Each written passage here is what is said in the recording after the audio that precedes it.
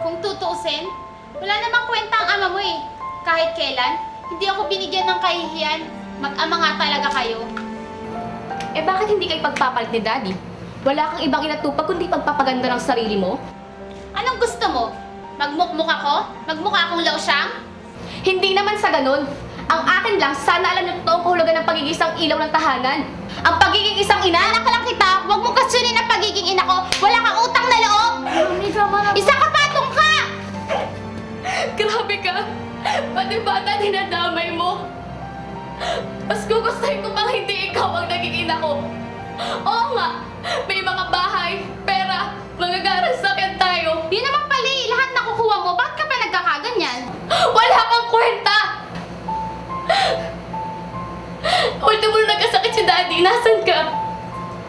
Ibis na ikaw yung nag-aalaga sa kanya, pinabantay mo pa sa kasambahay. Buti nga may nagbantay sa kanya, di ba? Noong mga sandaling nagdideliryo ko, andun ka sa mga magaling mong kaibigan.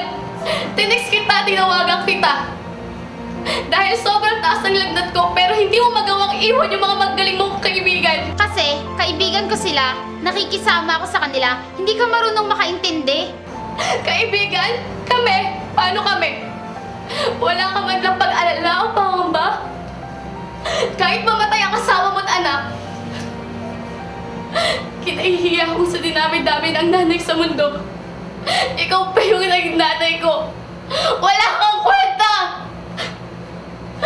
Tara na, TJ Nicole. Umalis na tayo.